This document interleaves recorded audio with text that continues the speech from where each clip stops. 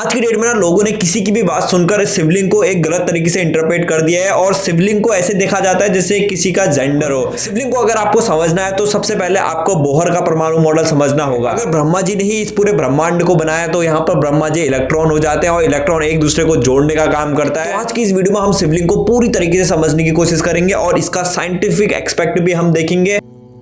अब सबसे पहले शिवलिंग को पूजने की शुरुआत होती है वेस्टर्न के कुछ विद्वानों द्वारा और वहीं से हिंदुओं ने इसे ग्रहण किया और सबसे पहले शिवलिंग को डिस्क्राइब किया था तो वो किया था महर्षि वेदव्यास ने। अब शिवलिंग को अगर हम दो भागों में डिवाइड करते हैं तो सबसे पहले है शिव यानी भगवान शिव। अब भगवान शिव की कोई भी ना ही रूप है, ना ही कोई रंग है, ना ही उनका अंत है, ना ही उनका जन्म है। और ऐसे ही लिंग का मतलब होता है सिंबल यानी साइन। अब जैसे रॉयल इनफील्ड का जो सिंबल है वो इस टाइप का दिखता है। अब ऐसे ही कांग्रेस का ये हाथ वाला और बीजेपी का ये कमल का फूल। तो यहाँ पर लिंग का मतलब है एक साइन से, एक सिंबल से। अब अकॉर्डिंग टू दी महाभारत अनुशासन पर्व नंबर 14 में ये बताया गया कि जो ब्रह्मा का लिंग है वो एक कमल का फूल था और ऐसे ही भगवान विष्णु का सुदर्शन चक्र था और ऐसे ही इंद्र का जो लिंग था वो था वज्र। अब जाहिर सी बात है हिंदू लोग शिवलिंग की तो पूजा करते हैं पर सिर्फ इंडिया ही इसकी पूजा नहीं करता है, जबकि और देश के लोग भी इसकी पूजा किया करते हैं। जैसे रोमन के कुछ विद्वान थे वो भी शिवलिंग की पूजा किया करते थे और वो शिवलिंग को प्रायपात से संदर्भित किया गया था। अब ये तो आपको बताया कि आज हम शिवलिंग को पूरी तरीके से समझने वाले, तो हमें यह भी पता होना चाहिए कि आखिर क्या शिवलिंग भी कहीं पर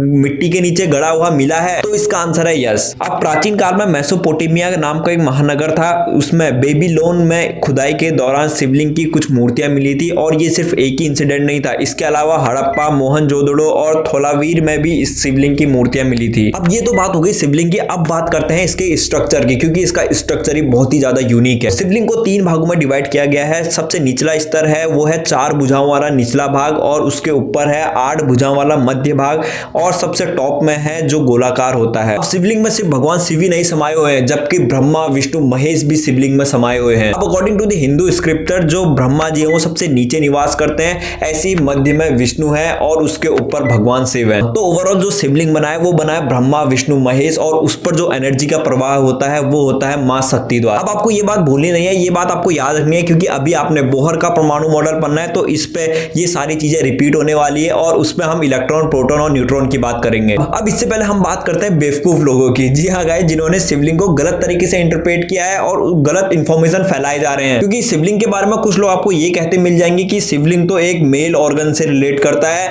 और ये तो किसी जेंडर से रिलेट करता है। और आप ही सोचिए भगवान शिव का तो कोई रूप ही नहीं है, ना उनका जन्म है ना उनका अंत है, तो फिर भी हम शिवलिंग को हम उनके जेंडर के अकॉर्डिंग पे क्यों इंटरप्रेट करते हैं। तो शिवलिंग को गलत तरीके से इंटरप्रेट करना बिल्कुल भी सही बात नहीं है और इस वीडियो को ज्यादा से शेयर करिए ताकि और लोग को भी ये बात पता चल सके। अब आपको याद होगा कि मैंने वीडियो की स्टार्टिंग में बोला था कि शिवलिंग को सबसे पहले महर्षि वेदव्यास ने डिस्क्राइब किया था, तो उन्होंने क्या लिखा था ये पढ़ते हैं। भगवान शिव एक एटम से भी छोटे हैं, वो जीवन की सारी शक्ति का स्रोत है। शिव ही जीवन के प्रवर्तक है और उनका ना तो जन्म है ना मृत्यु है। उन्हें आत्मा की आत्मा के रूप में जाना जाता है। उनके पास सहानुभूति, करुणा और उत्साह की कमी है और जब राम लक्ष्मण लंका को जा रहे थे तब उन्होंने एक रामेश्वरम में शिवलिंग का निर्माण किया था। अब ये तो बात हो गई शिवलिंग के बारे में जो महर्षि वेदव्यास जी ने लिखा था, पर अब बात करते हैं जिसका आप बेसब्री से इंतजार कर रहे हैं कि आखिर साइंस शिवलिंग को क्या मानता है। तो मैं आपको बता दूं, शिवलिंग को अगर समझना है तो आपने बोहर का परमाणु मॉडल को अच्छे से समझना होगा।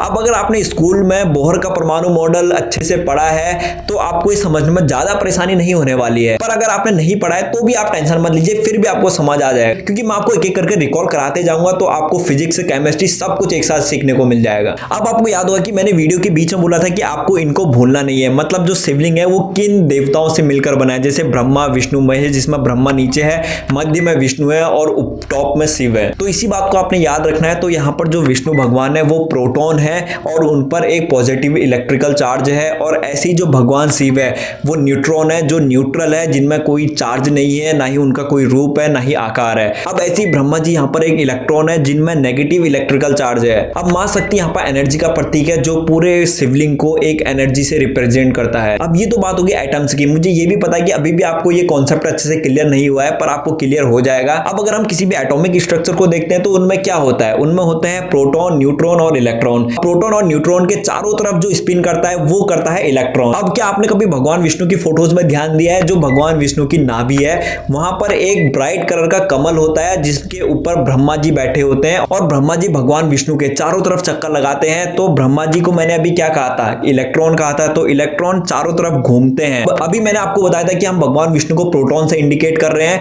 तो जो इलेक्ट्रॉन है यानी ब्रह्मा जी है वो भगवान विष्णु के चारों तरफ घूमते हैं। ये हमारे पवित्र ग्रंथ में लिखा गया है। अब अगर आपकी फिजिक्स से केमिस्ट्री अच्छी है तो आपको ये तो पता होगा कि जो प्रोटॉन होता है उसमें पॉजिटिव इलेक्ट्रिकल चार्ज होता है, जैसे मैंने अभी वीडियो के बीच में बताया था, और जो इलेक्ट्रॉन होता है उसमें नेगेटिव इलेक्ट्रिकल चार्ज होता है। अब प्रोटॉन और इलेक्ट्रॉन एक दूसरे के अपोजिट होते हैं, और अपोजिट इलेक्ट्रिकल चार्ज होने पर ये एक दूसरे को अट्रैक्ट करते हैं। यही फिजिक्स होता है, और इसीलिए ब्रह्मा जी यानी इलेक्ट्रॉन और भगवान विष्णु यानी प्रोटॉन ये एक दूसरे के अपोजिट इलेक्ट्रिकल चार्ज हैं, तो इसीलिए जो इलेक्ट्रॉन यानी ब्रह्मा जी हैं वो उसके चारों तरफ घूमते हैं। अब आपको इतना समझ आ गया है तो आपको ये समझिए कि आपको बोहर का परमाणु मॉडल भी लगभग समझ आ गया है। अब मैंने भगवान शिव को किससे इंडिकेट किया था, वो किया था न्यूट्रॉन से। अब न्यूट्रॉन न्यूट्रल होता है, उसमें कोई भी इलेक्ट्रिकल चार्ज नहीं होता है। ऐसे ही भगवान शिव भी तो है, उनका ना ही जन्म है, ना ही अंत है, ना ही उनका आकार है, ना ही उनमें कोई आवेश है, ना ही उनमें कोई खुशी है। तो यही तो कैरेक्टरिस्टिक होती है न्यूट्रॉन की यानी भगवान शिव की। अब मैं आपको थोड़ा सा ध्यान बोहर के परमाणु मॉडल में और देना चाहूंगा, जिससे आपको न्यूट्रॉन को और अच्छे समझ पाओगे। अब आपने स्कूल्स में तो ये पढ़ा होगा कि कोई भी एटॉमिक स्ट्रक्चर होता है वो बैलेंस कैसे होता है। तो जिन्होंने नहीं पढ़ा है मैं उनके लिए बता दूं, अगर न्यूट्रॉन और प्रोटॉन आपस में कसकर बंधे होते हैं और परमाणु के नाभिक में प्रोटॉन के समान ही न्यूट्रॉन भी होते हैं तो एक एटॉमिक स्ट्रक्चर स्टेबल हो जाता है। अब ये तो हो गया एक एटॉमिक स्ट्रक्चर, और ऐसे ही भगवान शिव भी हैं। नेक्स्ट चीज बहुत ही इंपॉर्टेंट चीज है, वो है मां शक्ति जो एनर्जी को इंडिकेट करती है। अब अगर आपने शिवलिंग को ध्यान से देखा होगा तो उसके जो निचला हिस्सा होता है वो ओवल शेप का होता है, जिसमें 3 रिज होती हैं, और इन्हीं रिज से होता है एनर्जी का फ्लो, और इसी के लिए मां सीता को एनर्जी के रूप में दर्शाया जाता है। अब आपने शिवलिंग का एटॉमिक स्ट्रक्चर बहुत ही अच्छे से समझ लिया है, पर आपने एक चीज और समझना बाकी है, वो है इलेक्ट्रॉन यानी ब्रह्मा जी,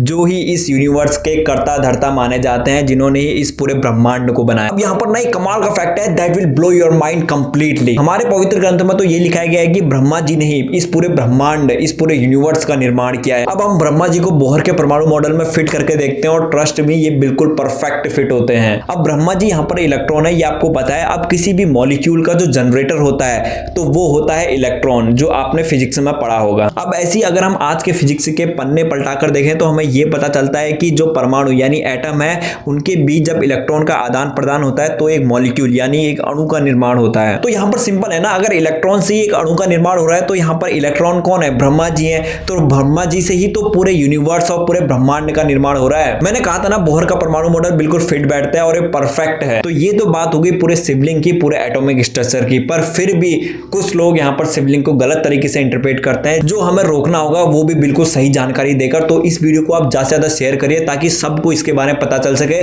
तो मिलते हैं ऐसी कुछ इंटरेस्टिंग वीडियो के साथ, तब तक के लिए थैंक यू सो मच।